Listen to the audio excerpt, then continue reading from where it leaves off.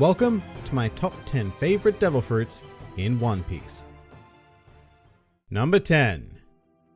The Ito Ito no Mi. To begin this very subjective list, we have one of the craziest paramecia types we've ever seen in the series that grants the user the ability to conjure and manipulate strings. And every time I describe this fruit, I go to myself, man, that sounds extremely underwhelming, but that just goes to show how simple concepts can be taken to extreme levels. I love everything about this fruit because not only is it incredibly powerful, but also greatly versatile, as demonstrated by its user in the series, Doflamingo, who could seemingly do just about anything with string, whether it be control people like puppets, repair his internal organs, or even somehow create entire string clones of himself. And I must say that there's probably a lot of bias happening here because Doflamingo is just flat out one of my favorite characters in the series, and he wields the Ito Ito no Mi with a certain sense of style and flair that I don't think many other users would be able to pull off. Plus, the fact that the Ito Ito no Mi's awakened powers were demonstrated probably doesn't hurt its ranking here either. So as a result, it is certainly one of my favorite devil fruits in the series.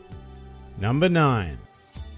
The Tori Tori no Mi Model Phoenix. Alright, next up is a fruit that skyrocketed to popularity the very second it was introduced in the series, and it's hard to argue against that, because becoming a phoenix is a pretty dope concept after all. What I personally love most about this fruit though is almost entirely aesthetic, especially as it was presented in the anime with the vibrant blue and yellow flame color scheme. It's a pretty fearsome sight even if the flames themselves aren't capable of inflicting damage. However, to make up for that, the user of this fruit gains access to one of the most incredible healing abilities within the entirety of One Piece. And while these regenerative powers definitely do have a limit, they are exceptionally appealing to me, and plus they can also be used to heal others to a certain extent. Also, by virtue of transforming into a big old burb, you can also fly, and I think that flight is a feature that is highly underrated because the world of One Piece is covered almost entirely in seawater, and so flight, you know, it's a pretty godlike power, especially when you're a devil fruit user. But even in the real world, the ability to become a phenomenal phoenix is a pretty desirable thing. I mean, if I was presented with this fruit, I would consume it without a second thought. Number 8. The Hito Hito no Mi Model Daibutsu. Keeping the mythical Zoan train going, here we have the ability to transform into a giant Buddha. Now, just like the Phoenix fruit, when I first laid eyes upon this power, I was simply stunned. Up until this arc in the series, Zoan fruits were pretty bland explorations of the animal kingdom, which had some great users and some not so great users. However, the power to turn into a golden giant and create devastating shockwaves really made people stand up and take Zoan fruit seriously again. Now, the reason why I prefer this fruit to the mythical Phoenix Zoan is purely because of the spectacle. It turns the user into a massive godlike figure and opens up the potential for some pretty fantastic action sequences, some of which we did see at the tail end of Marineford. Although one of the things I want most in this world is to see one of Sengoku's all-out battles, whether it be in a flashback or taking place in modern day, because wielding this fruit, it would be a truly epic affair. So yeah, that's really all there is to it with this one. Another example of immense power combined with glorious visuals, and that amalgam is always going to hit me pretty damn hard. Number 7. The Hana Hana no Mi. Going in the complete opposite direction now, this is a fruit I love almost entirely because of its pure utility. The Hana Hana no Mi is without a doubt one of the most useful fruits for a more mundane daily life application. I mean, I don't think there's anybody in this world who would not benefit from being able to generate extra limbs on seemingly any surface, especially hands. In fact, when posed the question of what manga character he would like to be, Ichiro Oda himself stated that he would choose the user of this fruit, Nico Robin, so that he could sprout hands and draw manga 20 times as fast. But it works for pretty much any other profession as well, from physical labor to data entry. And that's just considering the power of hands, because we must not forget that this fruit lets you sprout any part of your body, including creepy eyes, and it can be taken to the extent where you can produce full body clones. Plus, in the series itself, Robin's use of this fruit is like crafting a masterwork of art with every technique. The detail that goes into thinking about the infinite number of ways that even simple arms can join and form other objects, or perhaps even come together and just create bigger arms, is just astounding, and I think that one of the greatest shames of the series is that we don't get to see anywhere near enough of this ability. Number 6. The Ope Ope no Mi. Alright, so this fruit is simply ludicrous, and I love it. I think that this fruit is incredibly conceptually rich, and the idea of creating a room in which the user seems to have control of all matter inside is not just a plain cool idea, but it's also a fantastic restriction to place on an ability that could have very easily become overpowered. And I also very much like that the use of this fruit is tied directly to the drain of stamina and even life force from the user, because it makes for some wonderful traumatic stakes. It means that for a user to extract the most potential from the fruit, then they need to be willing to risk everything everything and have a super solid drive behind their actions, which I find fascinating. I love the idea of a devil fruit that requires sacrifice for power, rather than just granting someone something insane because they ate a piece of fruit one time. Plus, the idea that a user of this fruit may be able to invoke the Perpetual Youth ability is endlessly fascinating. It's probably not a fruit I'd be wildly keen to consume myself, but it's definitely one of my favorites in the series because it's always fun to watch and useful in pretty much every conceivable situation. Number 5.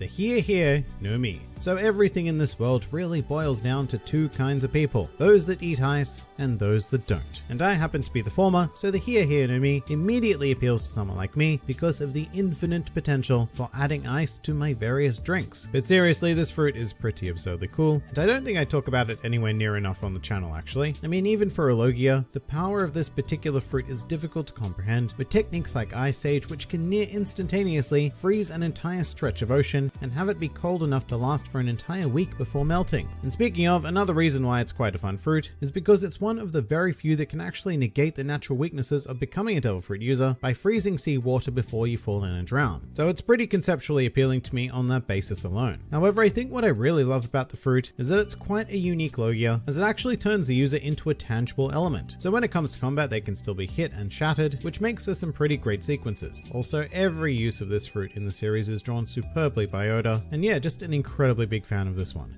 I would consume it without question. Number 4. The Mochi Mochi no Mi. Next up is our first and only special paramecia for this list, and let's be real, quite possibly the only special paramecia that will ever be featured in the series. So the Mochi Mochi no Mi stands out immediately because it's a funky blend of a paramecia and Logia, allowing the user not only to generate and control Mochi, but also allow them to change their body into it and manipulate it. And the result is essentially a superior version of the Gomu Gomu no Mi, a fruit that I do love, but not quite enough to put it on this list here today. Although I do have to admit that it's hard not to be a bit biased when talking about the Mochi Mochi no Mi in particular, because being wielded by Charlotte Katakuri is such a massive reason why I enjoy it so much, particularly in combination with his future sight, which allows him to sell the illusion of the fruit being a Logia. It's a perfect power for a perfect being, and I was consistently in awe of how Oda decided to implement its abilities in the series. Pretty amazing stuff, and I guess the only real shame is that we need to wait well over 800 chapters into the series before it makes an appearance. Number 3. Kanjuro's, as of the time of this recording, unnamed devil fruit. Now before I get this again in the comments, a lot of people always try to tell me that Kanjuro and Kinemon are not devil fruit users, and their techniques are just a form of ninjutsu like Raizo's powers, despite the fact that neither Kinemon nor Kanjuro are a ninja, but that doesn't matter because you're wrong. They are confirmed devil fruit users. And with that out of the way, Kanjuro's fruit power is like a dream come true. Being able to draw anything and bring it to life is one of those basic human fantasies, and I think what I really like about how it's used in the series is in deliberate combination with an artist who is, less than fantastic at actually drawing. It creates a nice contrast because you'd expect this fruit to be wielded by a more, how shall we say, elegant creator, but as a result, it's always fun to see Kanjuro's poor attempts come to life and interact with the world around them. But really what it comes down to here is that this fruit is just one that I desperately want to use in real life. I feel like the ability to create literally anything is heavily underestimated in the fanbase, and one of the more unique powers ever showcased in the series. Number 2. The Goro Goro no Mi. So I don't think I could have ever made a list like this and not include this fruit, and I suppose I should point out that earlier I said that I liked the Ope Ope no Mi because its ridiculous power came with fantastic balance in terms of its cost. However, the Goro Goro no Mi abandons that idea entirely and pretty much just turns its user into an instant thunder god. This existence is probably the most broken devil fruit ever created, and while something like that would usually annoy me from a narrative standpoint, it's just so awe-inspiring to watch in action. Plus, I do think that narratively it was put to good use, exploring the idea of false gods and faith during the Skypiea arc, and of course it's hard to deny the charm of its user, God Enel. And of course, in the case of which fruit I would personally like to consume, it's impossible to ignore this one. The power is just far too great to brush over, and its use is always aesthetically appealing in addition. I quite firmly believe that the Goro Goro no Mi is the best devil fruit in the series as a whole, even more so than my actual favorite fruit, which is still to come. Number 1.